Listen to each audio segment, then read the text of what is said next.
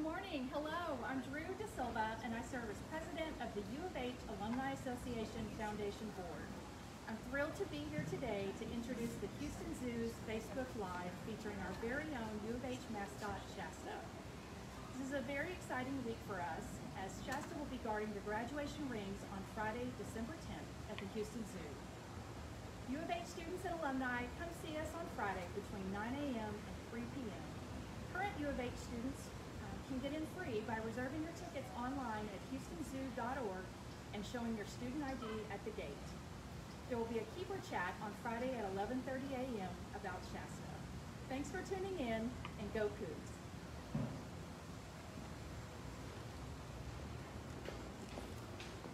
Hello, my name is Tori. I'm one of our carnivore keepers here in Houston, and I am joined today by Jenna and Paul, two other carnivore keepers working with our two cougars. So Jenna is here with Shasta right up at the front, our U of H mascot, and showing off some of the behaviors that we work with these guys every single day. So all of these things that we are asking them while we're doing these training sessions are really important for them to be able to cooperate in their own care. So whether it is a paw present, so we can see the bottom of their paw pads and make sure that they're not cracked or hurt, or opening their mouth so that we can get a good look at their teeth and their tongue, make sure that they don't have any broken teeth or any gum issues. And even some other things that we work on are things like voluntary blood draw and radiograph and ultrasound with these guys, so that any of their medical procedures that might need to be done as they age are completely voluntary, and they get to choose whether or not they want to participate. And if they do participate, they get a nice tasty treat. So something that these guys are getting right now is their normal diet that they get 6 days a week, and it's a ground up meat diet, has 100% nutrition for these guys. And then we will occasionally supplement that with extra things. So whether that's whole prey like mice, rats, fish, or even Haley's favorite, a rabbit. These guys really love all the different variety. And then once a week, Shasta will actually get a bone, which helps with keeping his teeth nice and clean. So we want to make sure that we are doing everything to keep these guys healthy and happy here in Houston.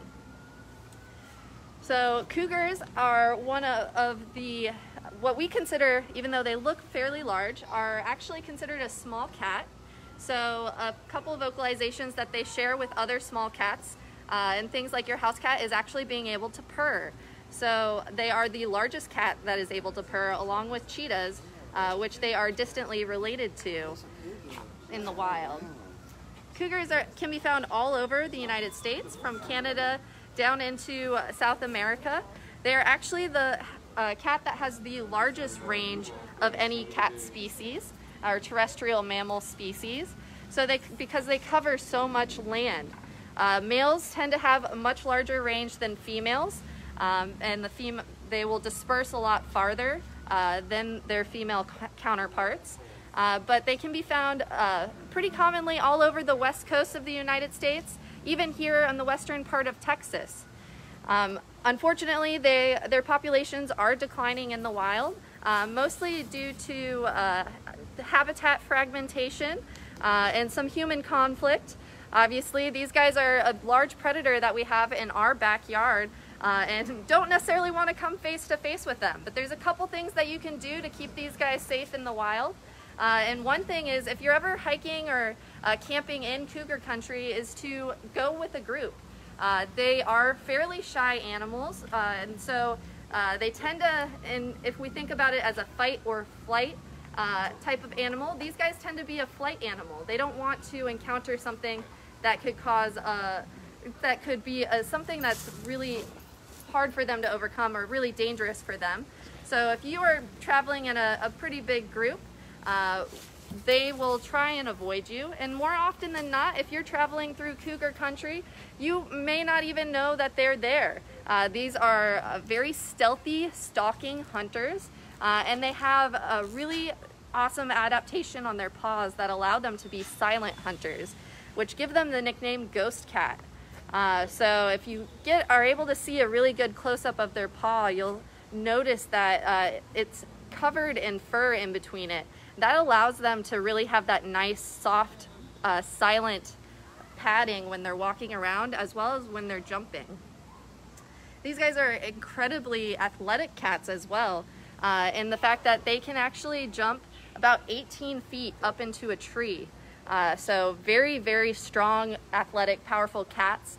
And they can jump up and down a hillside at about 20 feet, which is close to how tall many two-story buildings are.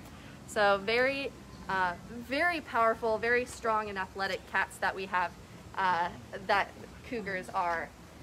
Both of our cougars were actually rescued in the wild, from the wild. Haley was found when she was just over a year old, and cougars tend to stay with their moms for about 2 years.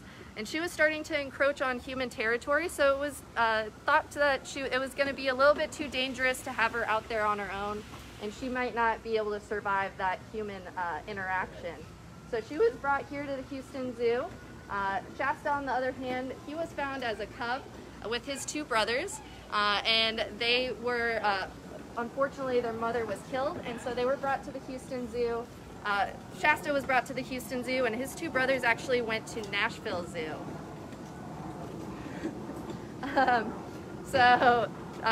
Whenever we can, we like to try and find these orphan cubs a place for them to go in facilities in the United States, because the other option is, unfortunately, if they don't have anywhere to go and they're too dangerous to release back to the wild, unfortunately, that creates very dangerous situations. So we really try and find them a nice home, and here in Houston, we were able to do that for both Haley and Shasta. So I have a question. Dominic asked, what do their wild counterparts eat in the wild? That's a great question. Cougars can eat pretty much anything they come across, from small insects to large deer, elk, and moose. So they are what we call an obligate carnivore, so that means that they have to eat meat to survive, but they can eat pretty much anything. Like I was saying, some of the favorites of our 2 cougars here in Houston, Haley really loves fish and rabbits. Shasta actually really loves rats, and occasionally he'll eat a rabbit every once in a while, but rats and fish are some of his favorites. But today they're just getting their normal base diet that we give to all of our carnivores. Good. So a couple other things that we like to do with all of our carnivores, and especially our cougars, to show off their natural behaviors, is what we call enrichment. And enrichment is something that we will give all of our cats to kind of give them something different throughout their day. And it's not always an object. Sometimes it's a smell, sometimes it's a change to their routine. And like I said, we do change up their diet every once in a while. And all of those things are enriching. It's something that they don't experience every day. So it gives them the opportunity to think about their environment, interact with their environment, and really be able to show off those natural behaviors that they would do in the wild. So a couple of things that for cats that they really love to do in the wild is, along with patrolling their territory, they like to smell different scents, see what's going on in their area. They'll do some scent marking, which includes some scratching on tree logs. You can see there's a couple logs in here that are pretty scratched up from these guys. And that just allows them to again, demonstrate those natural behaviors, but also let other cougars or other animals that are moving around their territory know that they're in the area. Because like I said, they're very silent hunters and tend to be very quiet moving around. So I have another question. Allie asked, how many cougars do we have at the zoo, and will they reproduce? So we only have 2 cougars here in Houston. We have Shasta, our male. He is 10 years old. And then we have Haley, our female. She is 13 years old. And we do not breed cougars in a zoo setting in the United States because we want to be able to save any of those orphans. So instead of breeding, we allow ourselves to have those open spaces for any kind of orphan cougar that needs to be placed that would not be able to survive out in the wild. And that tends to be true for a lot of our native species that we have in the United States. So here in Houston, the big ones that you'll see within our carnivore department are that were rescued are Haley and Shasta, and then also our 2 black bears that were also rescued as young cubs and deemed unreleasable back to the wild because of human interactions with them. So really the best way to keep these guys safe in the wild is to not encourage those interactions and to really learn how to be both cougar and bear safe when you're out in their habitat. Another question is, do they have favorite smells? And yes, they do in fact have some favorite smells that they'll go after.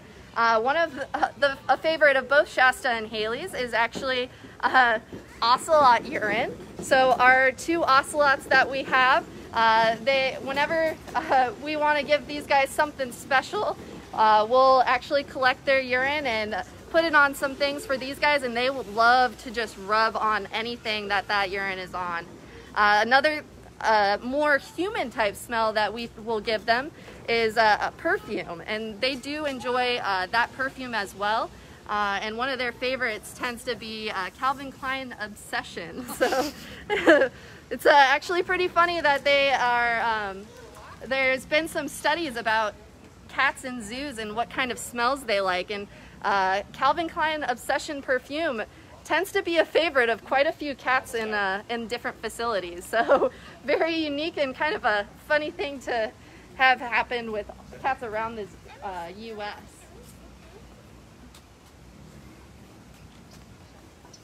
So another question is, how beneficial are these enrichment and training sessions? It's actually really, really helpful in terms of enrichment for you, the public, to be able to see all of their natural behaviors.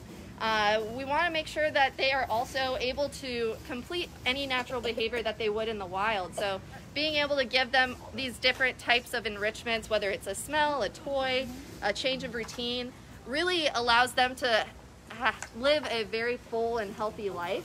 And then the training is also extremely important when working with these guys because, one, it allows us to stay safe around them. We always work with them through some kind of barrier. So right now you're seeing it through our Invisimesh that we have on our exhibits. And so it allows us to safely work with them, but then it also allows them to be able to participate in their own care.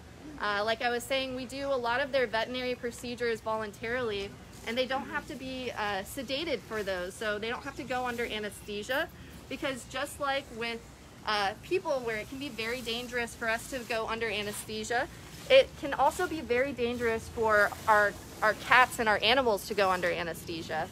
So by allowing them to participate in their own care and not have to be sedated for those types of veterinary procedures, we are able to kind of reduce that risk of any of those procedures might present had we have to take them up for a sedation or to be put under anesthesia. So very, very important to help them live very healthy and full lives.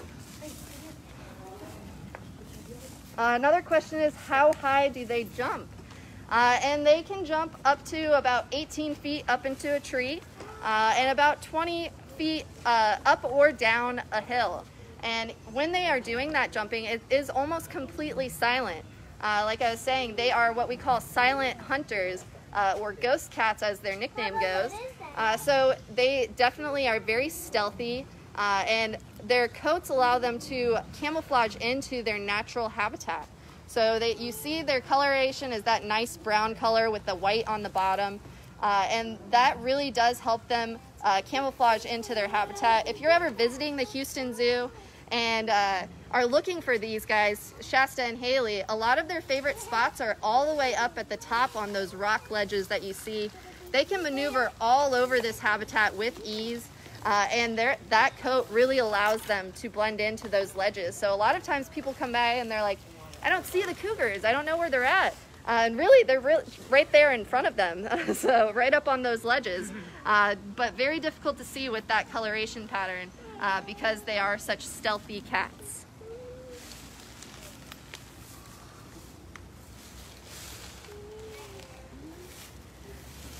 All right, so I just want to say thank you all for tuning in to our Facebook Live with our carnivore department and our cougars today. Just wanted to remind you, stop by on Friday where we are going to be having Shasta and Haley guard those U of H rings. And we'll have a keeper chat with our cougars to show off all of their, again, awesome behaviors, as well as give you guys a chance to really be able to see them up close and see Shasta and Haley guard those rings at 11:30 on Friday.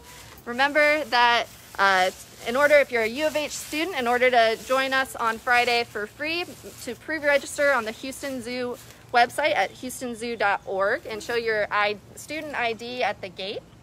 And thank you guys so much. Just by joining us here on Facebook Live and at the zoo every day, you are helping to save animals like Haley and Shasta in the wild. So thank you for joining us, and we hope to see everyone on Friday for the ring guarding ceremony.